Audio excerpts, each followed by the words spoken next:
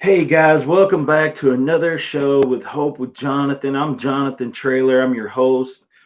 Guys, I really appreciate all the feedback, all the support. I appreciate everybody out there that's been watching Hope with Jonathan. Today we have a very special guest all the way from Edmonton, Alberta, Canada. Ilara Stefaniuk-Gaudet is going to be joining us, our special guest.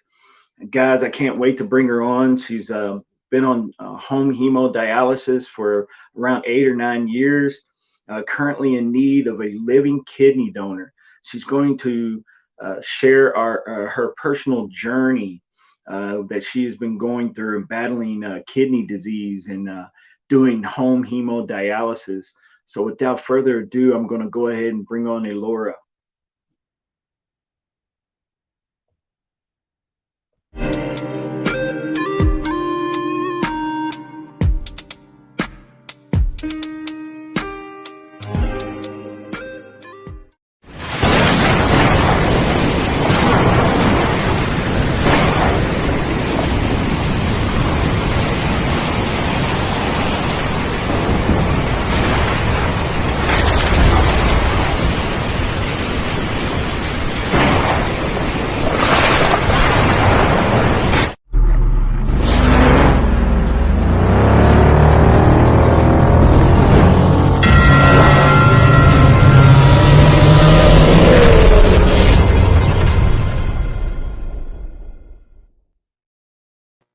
Sweet. That was quite an intro. I like those graphics, Jonathan. Those are great. Nice to see everybody. Oh, I don't know if I can hear you anymore, though, John.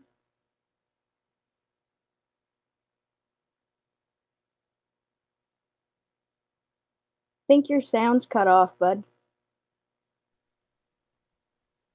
Yeah. There you go. All right, you're back. Excellent.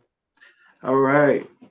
Yeah. So welcome to the show, Ilara. I really appreciate you doing it. Yeah, my pleasure. I was watching a couple other episodes, including the one that you had my dad, Michael Gaudet, on a couple months ago now, I think, but I got all excited about it because I thought that was a pretty fabulous interview, and it's really good to be here.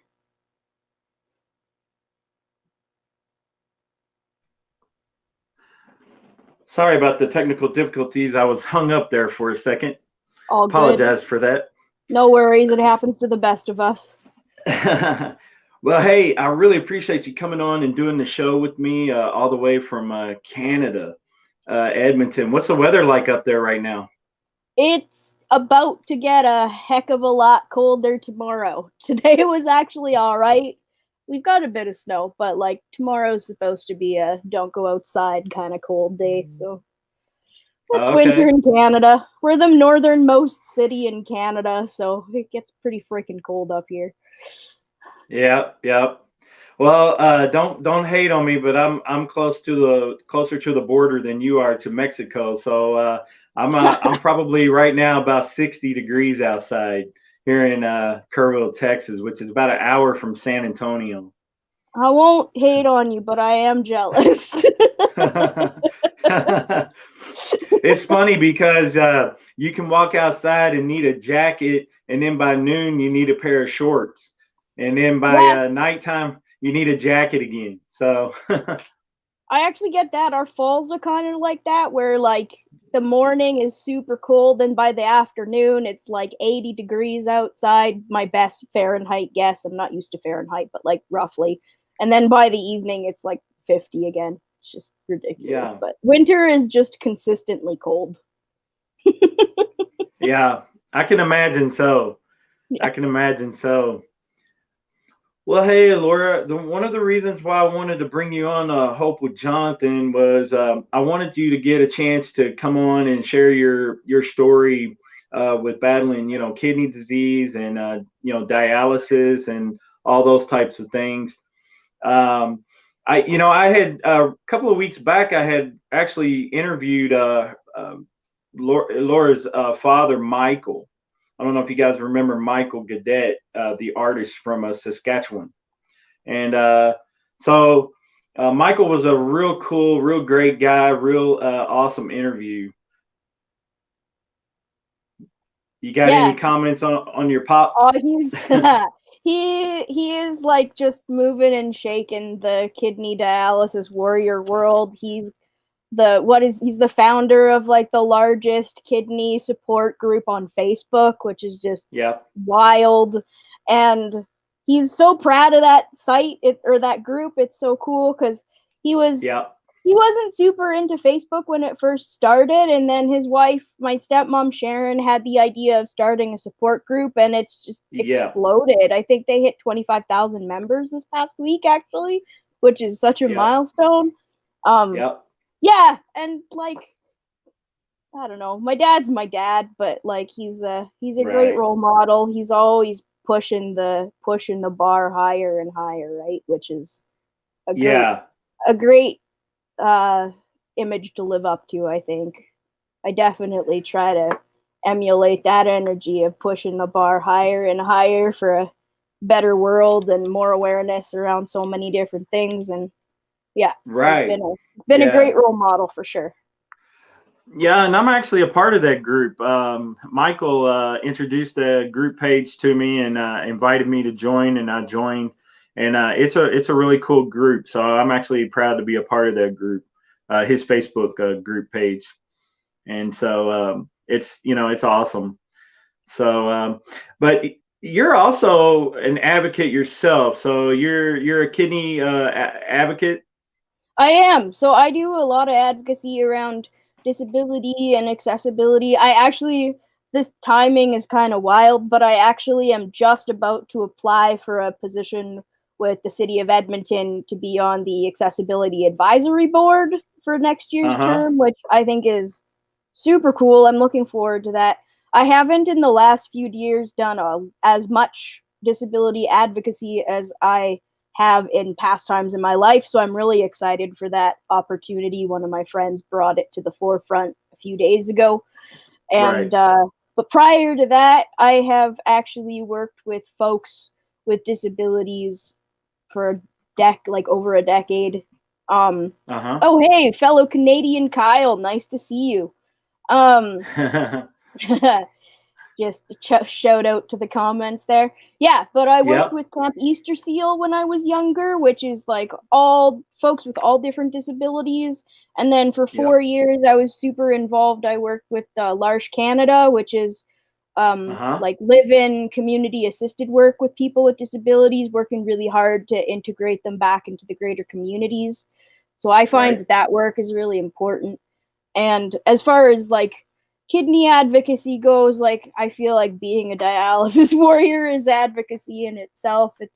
You're kind of just like building awareness just by living your life a lot of the time. Oh yeah. Yeah.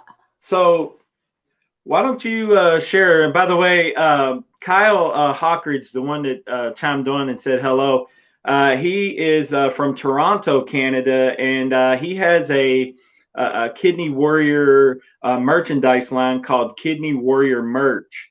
And so if you share your story with Kidney Warrior Merch, Kyle's going to submit you into a monthly it's not a drawing, but he selects a story, and you'll get a gift from Kidney Warrior Merch, and then also you'll get an opportunity to get a interview with Hope with Jonathan. So that's awesome.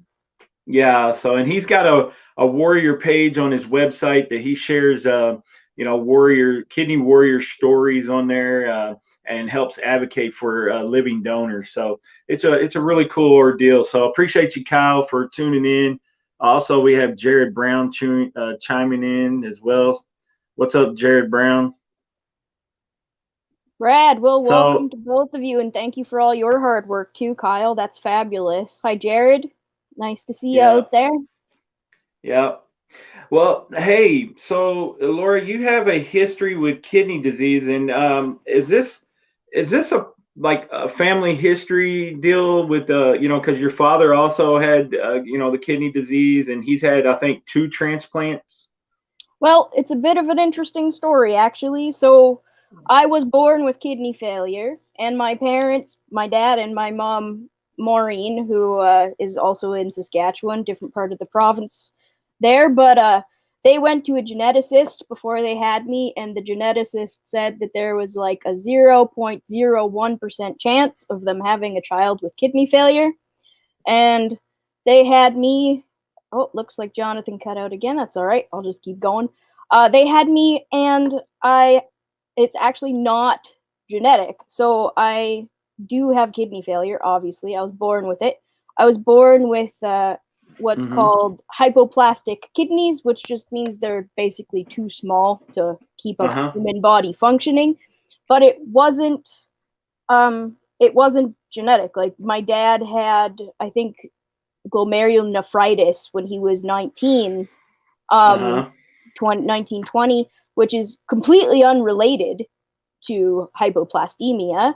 And my grandpa, my dad's dad, actually died of kidney failure, but he got it from an Oh, untreated wow. case of strep throat, which was also obviously not related to either my dad's kidney failure or my kidney failure. So I guess you could say it's a bit of a weird coincidence that 3 generations have had kidney failure, but it's not Yeah. actually genetic.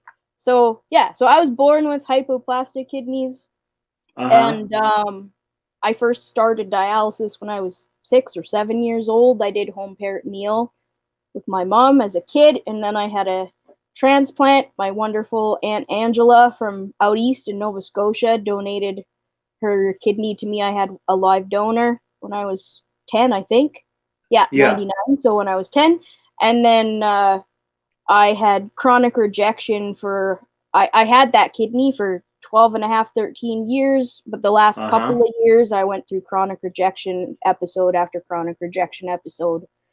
And Oh, wow. yeah, so it failed after a couple of years of chronic rejection, sadly. And then I did in unit hemodialysis for a couple of years, and I've been on home hemo for, like I was telling you at the beginning before we went live, 8 or 9 years, Right. something like that.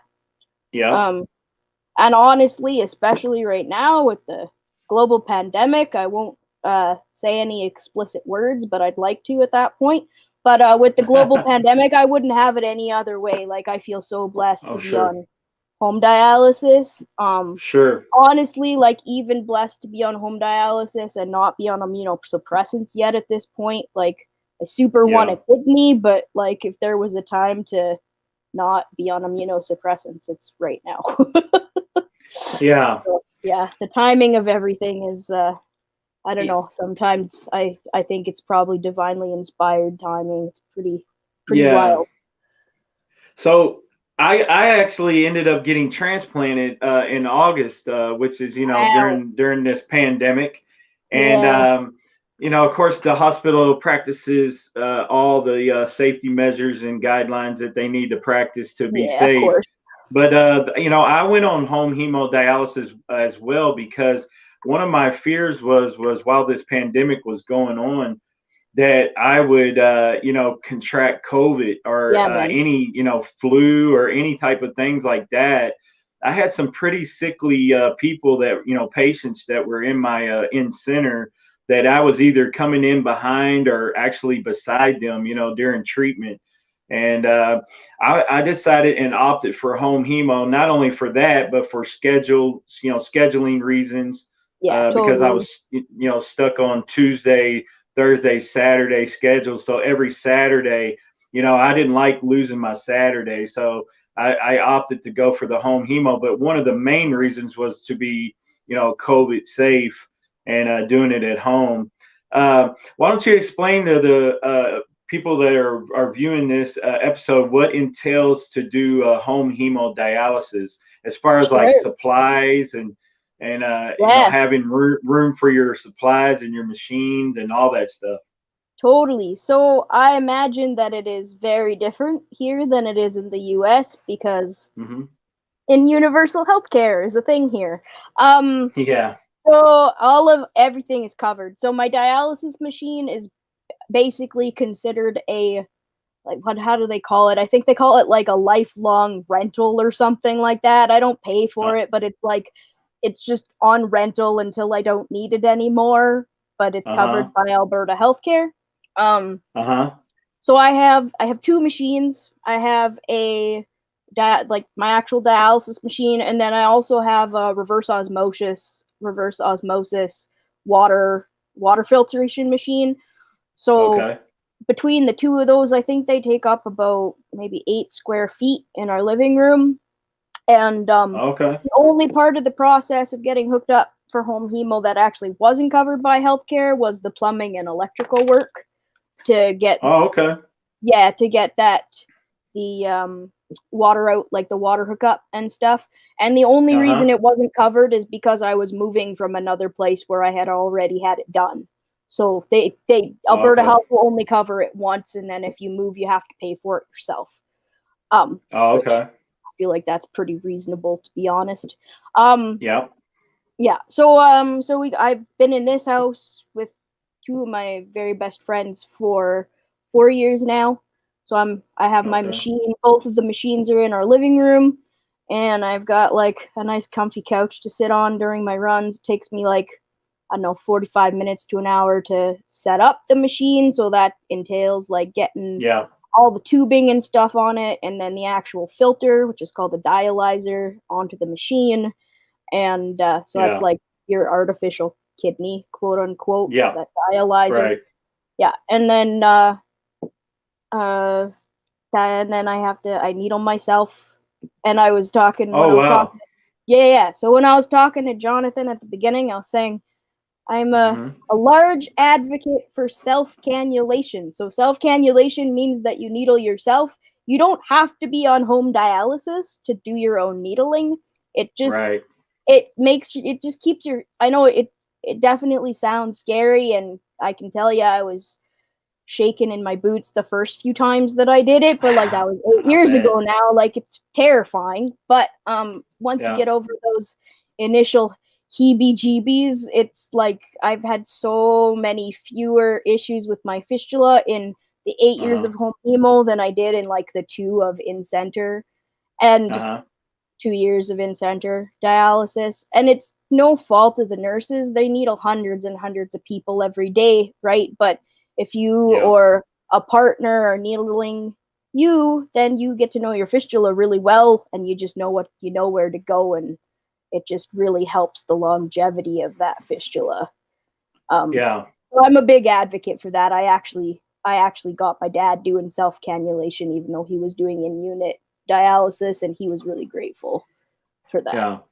Um, yeah. So yeah, and then So, I do it 3 times a week for 4 hours per run, and I do generally work when I'm on it. Honestly, like I'm in the living room, or I'll play board games with my roommates, or work on some art, or yeah. I keep pretty occupied during my dialysis runs.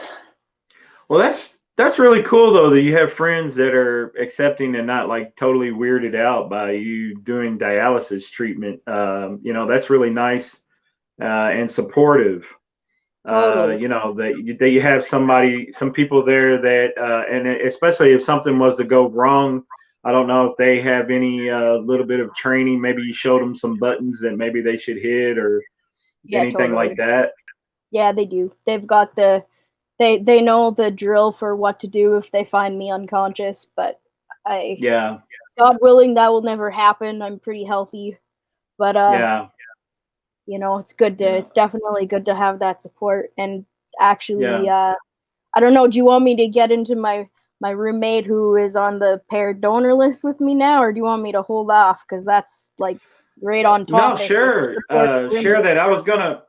I was gonna add a little bit about my little bit of my personal story Do it up. with with doing home hemo. If you listen to this interview and you come across and you're thinking about doing home hemo, definitely do your due diligence and do the research on it. And also make sure that you have the room to do it, because my first supply delivery was like 74 boxes. And and the dialysate boxes took up a lot of room. And I was on 5 treatments a week, and I did 5 bags. So I was on 2.5 boxes is what that was. Wow. And so I had a lot of materials to get rid of as per treatment, and it was like it could be overwhelming, a little bit to someone that's thinking about doing it. You got to make sure that you're willing to first of all listen to everything that the nurses are telling you when they train you, and they really trained us and really grilled us hard when we were doing our training for the home hemo. Also, they let us do a lot of things hands-on in the center, so that they could kind of monitor and see what was going to happen. So, they let my wife start sticking me like right away, just to get her used to putting the needles in and all that type of stuff. And but it's definitely not for the faint of heart. It's you got to remain sterile, and and you got to follow a lot of different guidelines to make sure that you're doing everything right, so you don't get infections and stuff like that. So yeah, 100%. It's definitely a lot of work, but I don't think I'd trade it in at this point unless I absolutely had to. Yeah. Why don't you talk about some of the benefits of home hemodialysis? Like for me, I'll tell you one, for example, was the schedule. So it opened up my schedule a lot. So I could do dialysis on my time versus a center schedule time. Yeah, that's honestly a really big piece of it. I that would have been my first thing too, like just being able to have your own schedule. Like now that it's winter, our living room, the sun comes in the afternoon and it's blinding at a certain time of day, but it doesn't matter because I can just start setting up once the sun goes down, because it's dark until like it starts getting dark here at like 3 p.m. at this time of year. Like it's 4:30 right now and it is pitch black outside. Oh wow. Yeah, no, it's ridiculous. Winter is my least favorite season. But yeah, so like that flexibility to be able to be like, oh, it's blinding sun, I guess I'll wait an hour. Yeah. Rather than like being on unit. I know there was a couple of spots on the unit when I was on the unit that were by windows, and it was just like, well, I guess I'll sleep, otherwise I'm gonna be blind for the next hour. That's like one example, but like also to work it around work stuff and like just having your life when you want it and being able to do it whatever time of day. And also I really just like the independence, and honestly, as crazy as it sounds, like needling myself just makes me feel so much better. Like I feel nervous when I have nurses needling my fistula, just because I'm like super particular with how I like to needle my fistula now, and I feel very protective of it after 8 years of doing my own needling. Oh sure. Yeah. Sure. So that's a big piece of it too, is just that independence and being able to be the one who is kind of in control. I'm an Aries, so I definitely like to be in control of situations. That's a real thing. Sure. Yeah. So that's a big piece of it. And then other benefits really is just not having to go to the hospital 3 times a week. Like even not during COVID, it's really nice to not have to go to the hospital 3 times a week. And also no doubt. just like, yeah. And also you get to know your own symptoms of like when your potassium's a little elevated, or if you're not feeling well, you can just do it when you need to, which is great. Yeah. Like I've got my schedule set up. I do Monday, Wednesday, Friday, but if I feel like I need an extra run at some point, which very rarely happens because I'm really careful with my foods and my fluids, but if I ever do, like over the holidays when you've got 2 big meals or whatever, right? Just do an extra run. It's nice. Yeah. That was always kind of the ideal for me. So like if I knew I was going to cheat a little bit or eat something bad, I had to wait like a couple of days. Usually that would happen over the weekend. So I knew I was going to have to wait a couple of days to get that treatment. So that made me a little bit nervous when I was in center. But when I was on the home hemo, if I ate something that I knew was probably, not really the greatest for me, I knew I was going to get a treatment later on that night that was going to kind of help me with that. And I'm not saying I did that every night.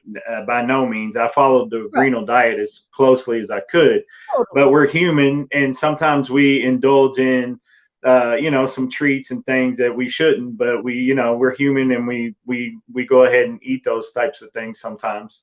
Yeah, exactly. I mean, Christmas is coming up, and we're not going to be getting together with family, but you can be darn tootin' we're still going to have a Christmas dinner in our house. Like, yeah. Right? And all the treats that are involved in that, usually you like some sort of cakes and cookies and whatever else that's laying around that people indulge in during the holidays. Yep. Shortbread, baby. Love shortbread cookies. There's nothing really too bad for kidneys and shortbread cookies anyway, though, so I think I'm pretty okay. Yeah. Well, not only did I battle kidney disease, but one of the reasons for my kidney disease was hypertension and type 2 diabetes, which are, some of the top two reasons for, kidney disease. And totally, that makes a big difference. Yeah, so that was another thing that I definitely had to watch. But going on the renal diet wasn't all that bad for me. I lost a lot of weight, and it got me in a mindset of being a lot more healthier and eating more healthier foods. And you're following, I'm sure, a low phosphorus, low potassium diet as well. Yes, sir. Sure am. Yeah. I have hypotension, so my blood pressure is always real low. So yeah, I do low phosphorus, low potassium, but I think I might have even commented on Dad's video that I actually don't do low sodium because it's one of the only things that keeps my blood pressure above 100. So I'm just like, gotta do what your body needs. I only experienced that whenever I was on the machine in center. Now at home it did it too, but usually toward the end of my treatment, I would experience hypo versus hyper. And what would happen is usually about the last hour, I would drop into like around the low hundreds, 90s, around, and then like the bottom would be like 60, which was kind of teetering the low. And basically either I was pulling off too much fluid too quickly, or it was just the fact that my blood pressure just wanted to drop. I mean, and that was just kind of like one of the side effects of dialysis.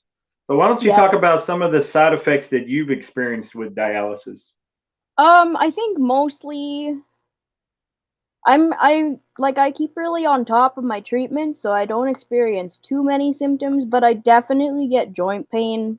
When I was a kid, so before I started dialysis, I had renal osteoporosis, and that caused both of my hips to slip out of place when I was really young, like 2'5", I think, one and then the other. And because of how young I was, they didn't want to operate on my hips. And then later in life, they still didn't want to operate on my hips because they got deformed from being out of place for so long. So, like, I have short distance mobility.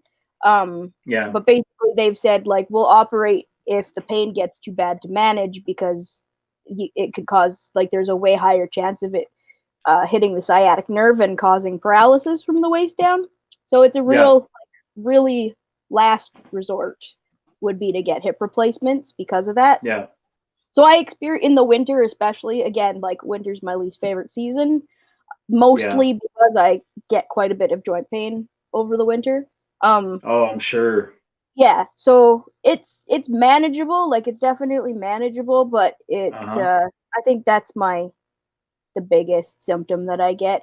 I sometimes get foggy headed, but it's pretty rare because I'm really on top of my diet and my fluid and my treatment schedule. So I generally am pretty clear-headed. The only time I have a bit of brain fog sometimes is after the weekend on Monday mornings, right before I do my run for that week, that like the beginning of the week run. But most of the time I'm pretty clear-brained, which is nice. I know that was one of the biggest symptoms that my dad experienced when he was on dialysis was brain fog. He had a real hard time with that. And I was just always really grateful it wasn't something that hit me as hard. I experienced it as well, and I had a lot of problems with just not being myself. And it affected my personality, and I was kind of short with people sometimes for no reason. And and then I had the issues with my kids trying to talk with me about different things, and I just couldn't even concentrate sometimes on what they were trying to tell me. They would go in one ear and out the other, and they would say, "Dad, we told you about this, but you weren't listening." And I was like, there's something going on, and of course, kidney disease was the factor of that. So, I found that out later on. So, no, it's a real major one. I know when I was in chronic rejection, I had crazy brain fog, like ridiculous for those couple of years, all the time. When your kidneys are failing, if you're, that's definitely one symptom is that lack of clarity, mental clarity. And then the other thing I notice, I find, I don't know, I'm actually super curious because I haven't really met too many people where this is a commonality. So maybe if it is, you should shoot us a chat, because my first symptom when I feel like I need dialysis is that I can't retain heat. I get cold, and that's my first sign that I'm like, all right, it's time to do a run. And I've never heard anybody else express that. So I'm really curious to see if anybody else has had that symptom before, where that's like the first thing, like before anything else happens, I can't stay warm. Summer or winter. I before I went into complete emergency kidney failure, because I don't know if you know anything about my story, but I was an emergency case. I was about 30 minutes from death, and my potassium was really high, and I was had about 60 pounds of extra fluid on me, which was crazy. And I couldn't even put my shoes on, right? And and I was in bad shape, and there was a reason why I'm still here. It was definitely a God appointed thing, but I'm only here because of the grace of the Lord. But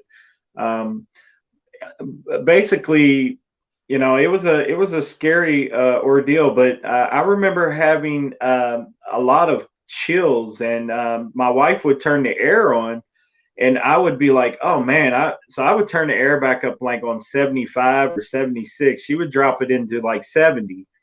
And I would just be freezing. I mean, all the time. And it got to a point in the living room, they would all be sitting there saying they're hot. And I'm sitting there with a big blanket on and just almost chattering, because I've got the chills bad, Yeah, I can identify with that for sure. So looking back, there were some signs and symptoms of kidney disease that I wasn't aware of because of lack of education of kidney disease and stuff like that. I got my education after I experienced a near-death experience, which is really sad that it happened that way. But that's one of the reasons why I do these episodes is, to share people's story and to advocate for living donors, but also to try to educate people and get the word out about, different things and signs and symptoms of kidney disease. Yeah. And also just stay on top of it if you can, man. If you're healthy, keep that blood work up to date, because something will come up in your blood work before you'll be feeling anything. And it's easier to treat it early on than it is later onset, for sure. Oh, yeah. I totally agree 100%. Had I been going to the doctor and getting annual blood work or even just quarterly blood work, they would have seen symptoms and signs. But unfortunately, I had white coat syndrome, and I hated doctors, and now and now they're my best friends, right? Now they're my buddies. Yeah. So there's some good doctors out there. Oh yeah, some great ones. There's some terrible ones too. So let's be real about that. It goes both ways. Yes, I will agree. 100% So, goes both ways. So you're currently listed at the University of Alberta Health Sciences. Yeah, so I'm actually so I have 100% sensitivity for antibodies. Yes. So which is why I've been on home dialysis for 8 years, because I've been on the transplant list all of that time, I think, but it's because I need a perfect antibody match. So my coordinator is at the University of Alberta Health Sciences. That's the number for my coordinator that's flashing across the screen there, but I'm actually listed nationally for deceased donor because of the high sensitivity. I think it's if you've got over a 97% sensitivity, they list you nationally in Canada for deceased donor. And then and then back to my wonderful supportive roommates. My one best friend that I live with is actually a live donor, but she's not a match. And in Canada, we have please tell me if it's the same in the US. I don't actually know, but we have a kidney donor paired exchange program here, and that's also national. So both of us, so my roommate, Nadia, I know she won't care if I say her name. So my roommate Nadia and I are both on that list. And if a match comes up for me, then both of us, like, she donates a kidney to somebody else, and then I get a kidney from the person who matches me. So that's kind of how that rolls. And then there's like triple, quadruple pairs where it's like a butterfly effect, domino effect. Where multiple people end up getting a kidney transplant. Yeah, so that's national as well. So I'm on both of those lists, and those are the only ones that I'm actually aware of existing. I think that the paired donor exchange, you have the option as a donor to like call a specific person's coordinator to donate, like to be a specific paired match, or you can just be a kind stranger and be like, I want to donate a kidney to a person, and then they will just do all of the testing and have you basically as a free agent within that system. Yeah. And I'm glad you brought up the paired exchange program, because yes, over here in the States, we are involved in the paired exchange program, and it's an amazing program. And like you said, it's usually a lot of times it's in like large groups where, I've heard of like groups of like 10, and this different stories that I've heard of people getting, large group paired exchange kidney. They call it swap. So the swap program. But it's an amazing deal. So especially for incompatible blood types. But your situation is quite unique though, because you have 100% PRA, right? Yeah, that's right. So because of those chronic rejection episodes, my antibodies went through the ceiling. So I need that perfect match for the PRA. Why I've been on the list so long. Yeah. And she's A positive blood type, which it doesn't matter the RH factor. She can have an A and an O. I believe an O kidney will match an A as well. Yeah, I think O is universal donor. Yeah. And then we've also discussed the paired exchange program. So guys, if you're interested in any information at all about becoming Ilara's living donor, and you're interested in all, you can definitely contact the phone number that's scrolling across. The hospitals there is listed there as well, the University of Alberta Health Sciences. And she is located currently in Edmonton, Alberta. Do you have a separate kidney page or anything like that you're advocating? I don't actually. That's a good idea. Yeah. It's a good call. I should think about that. I have so many Well, other things that I'm involved with, you know, like. yeah, yeah. No, I understand. So what we've been doing is because I help advocate for a lot of different patients over here for living donor and things like that, and with doing the show. But I also share posters, and we share videos and just all kind of things. But um, what we found the success is to get them an actual page away from their normal Facebook page and get them a page that basically is dedicated to advocating for them a kidney, a living donor. And on that page, you can actually share all your information, right? Like your That's cool. transplant Yeah. website. You can share the phone number to the transplant coordinator, and you can give like a little history or a bio of like your personal story and all that. So it is a great way to advocate. But in what Cool. other ways are you trying to advocate for yourself a donor? I honestly haven't really thought about it lately as a donor because I've been happy on home hemo, and Yeah. I I don't know if I don't remember if I mentioned this. Oh, thank you, Kyle. That's good to know.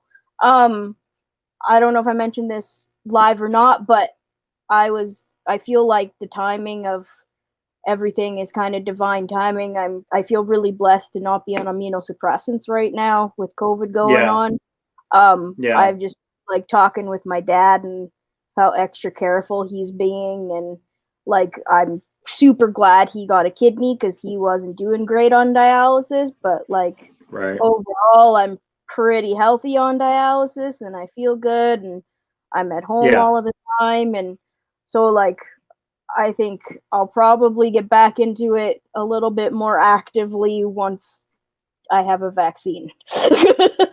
Yeah. um, you know? So what I'm glad you brought that up because as you've seen in the news and stuff, they're releasing this Yeah. COVID Right. vaccine from Pfizer, and Yeah. it looks like it's going to go global. Soon enough. I see a lot of posts over here that the hospitals are preparing to have this vaccine. Of course, it's going to go to your frontline workers first, your medical workers who've been like heroes working with all these COVID patients and stuff like that. So we got to definitely make sure that they're safe so they can Yeah. continue to give us patients, great care. So we got to make sure we take care of them first. But I'm thinking soon enough, we're going to start seeing, it be available readily to the public soon enough. And we don't have enough data yet for transplant patients or even kidney disease patients. But if my transplant team says it's safe and they offer it to me, I'm going to be on board and I'm going to go ahead and take it for sure. Yeah. What's your viewpoint on vaccines? Vaccines in general, yeah, no, I'm definitely think that it's a really big piece of keeping our communities healthy. And also, so I have a friend in Boston whose dad works with a pharmaceutical company, and he had Hmm. recommended that we wait until like the second or third iteration, just because by then all the kinks will be worked out. Um, Yeah, so I'm kind of thinking that like I feel like yeah, if my doctors like strongly recommended it, I would probably go for it. But otherwise, I'll probably wait till the yeah, second, third iteration just because it'll be a higher efficacy. yeah. Yeah, but I'm And definitely I think vaccinating is important because it helps the whole yeah, community, right? It helps keep the vulnerable right, people safe, and yeah. that's a piece of my advocating, right? Is just helping lift my voice for other vulnerable people as well. Right. And you know what? I want to commend you for that. That's an amazing thing that you're doing by being an advocate. So I definitely want to commend you and appreciate what you're doing. Um, and I appreciate you reaching out and wanting to do an interview. You've been most informative on all the subjects that I've talked to you about. And I really, like I said, I really appreciate you doing the episode with me and Hope with Jonathan. And you know, I I was a guy that was I hated vaccines, and I didn't take a flu vaccine for like 41 years, and I refused to take it. Now, I had all these issues, and of course, once I reached kidney failure, they were like, "You don't have a choice, man. You got to take it. You got to take some vaccines because your Yep. body, you don't have an immune system anymore. Your immune system's compromised. You need this vaccine, to protect yourself." So, of course, I went and got the flu shot again for the second time just a couple of weeks ago because I got one last year, and then I got my second one, in my lifetime just a couple of weeks ago. But like I said, if the COVID vaccine comes out and it's safe for renal patients, and my team offers it, I'm definitely going to take advantage of it and take it. And even if it has some slight side effects, someone was saying something about it causes you to feel a little bit drunk or like a hangover feeling. I'll take that over COVID any day for sure. Yeah. Plus, I think the thing that maybe some people don't realize about vaccination is that it protects you, but it also protects the people in your community. Because if you have an immunity to something, then you can't spread it to people who are vulnerable. I think that's a really important piece to lift up. I actually have a few really good friends who used to be quite strongly opposed to vaccination, who really actually changed their minds about it when they realized how it affected their greater community, when they took like more people into consideration over just their own, like they would do for themselves, but then they realized it could impact other people and they changed their mind. I think that's an important thing to recognize too, because it's like folks like elderly folks and folks with like lung asthma and kidney failure and like those kind of folks who are really at risk if the population doesn't build up that immunity. Sure. Yeah. So Laura, this is going to conclude our interview. Again, I really, really appreciate you coming on and doing the Hope with Jonathan show. And do you have anything else that you would like to add before we conclude our episode? Yeah, I would love to just give a shameless pitch to my Patreon page. I've been doing some online art for a good few months now. I've got a web comic that explores dream symbolism and all kinds of fun stuff. So my Patreon is just patreon.com/my name, Ilara, and the number 11. So I'd love to throw that out there. But other than that, thank you so much. I really appreciate you having me on. I thought it was a really fun time, and it was really good to share my story. And keep on all your advocating work, man. It's really appreciated. Oh, no problem. It's just a small portion of a give back, to pay it forward or pay it back, to everybody that had a hand in my care and helping me out, and been such a blessing that I had to do something with the experience that I had. I think would be cool is to maybe set up an interview sometime and have you and your dad on at the same time. Yeah, that'd be fun. That'd be a blast. Maybe we should set that up. Yeah. I'm super down. Yeah. Oh, I had one more question for you, actually. Sorry. Okay, no problem. A while ago, and then I just forgot. So with home hemo in Canada, and I actually want to throw this out to all y'all Canadians watching who might be considering home hemo.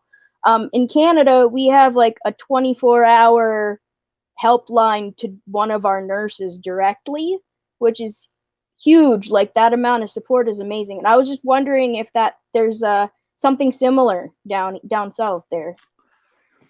So I had my machine with NextStage, and they had a customer service line, and they actually would put the sticker right on the front of the machine, and you would just call that number if you had any issues. If you could not reach your nurse. Now, I actually had a direct line to my nurse that trained us at our local DaVita. And if we had any, issues, she gave us her direct line and we were able to call her. But if it was like, late at night or, we didn't want to bother her, we had a direct customer service line that was 24/7 that you That's could all. call. Yeah. In case, Yeah, event of an emergency, or if you had an alarm that you couldn't totally. clear yourself or you couldn't figure it out, they would help you step through and find out, whether or not you got air in the lines or whatever it would be. They would try to help you figure out what was going on.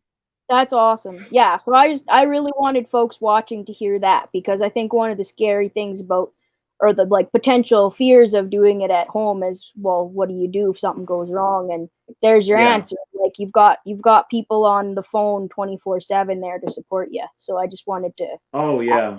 add that into the conversation. Yeah. If your training facility does not give you their phone number to help be there for you, then you definitely are not being trained properly. Because Mhm. if your nurses don't give you their line, direct line to contact them, then there's something wrong, because they should be more than willing to give you some sort of line to call. But they're never going to leave you hanging in that situation, because it's not like here's the machine, here's the supplies, and there you go, and you're on your own. That would It's not go well. yeah, yeah. So it's definitely a detailed training process that you'll go through. And Yeah. there's also I will mention this, there's YouTube videos on YouTube for a lot of different things. As a matter of fact, I did my research when they offered home hemo to me. I did my research on YouTube, and Cool. I found a lot of instructional videos on my next stage machine. Neat. So yeah, so I was able to actually show those to my wife and give her an idea of what we would be doing. By just showing her the instructional YouTube videos. So Technology, man. We live in a good time. yeah, It's amazing, so all that information out there ready for us. yeah. But I Yeah. definitely appreciate you bringing that up, because yeah, we don't want to give the image that home hemo is a bad thing. It's an amazing deal if you can do it, and you can have the room for the supplies, and you have the mental fortitude and the will to do it. You should definitely think about it. It's liberating as far as your schedule is concerned. You can do dialysis whenever you want, on your time, on your schedule. And, that was one of the main reasons that I went to it. And, of course, to be COVID safe as well. So it got me Yeah. away from all the elements and all the bacterias and all the different things that you may face in center, stuff like that. So, Yeah. I'm always grateful for it, but I don't think I've been more grateful for it than I have in the last 10 months, man. yeah, for Yeah. sure. Yeah, because we're definitely living in a peculiar time with COVID-19. So, We sure are. yep. Well, I believe 2021 is going to be a great year for this, and I'm hoping to see a turnaround with the vaccine that's coming out soon. So we'll Yeah. see what happens. It's kind of a wait and see, but we'll see what happens. Let's hold on to that hope, eh? Hey, yep. Speaking of hope with Jonathan, leave it on that good old hopeful note. Well, I definitely appreciate you, Laura, and we're going to have you back. I'm going to try to set that up with Michael. Maybe at the next year sometime we'll try to do that. Awesome. Yeah, I'd love to do some, because I know he touched on his experiences with having a disability and art, and I would love to touch on that sometime too, because it's a big part of my life. All righty. So next time, All that'll right. be a good group conversation. All right. Well, I really appreciate it. Very, very informative interview. And you take care and have a blessed night. Thanks, man. You too. All right. Guys, I really appreciate you tuning in and watching this episode with Hope with Jonathan. We'll return with another interview coming up Tuesday. I'm going to have Wills Porter from Georgia. And I really appreciate all the feedback and all the support. You guys have been amazing. Thanks for supporting Hope with Jonathan. Get your kidneys checked out and definitely stay safe. And God bless you.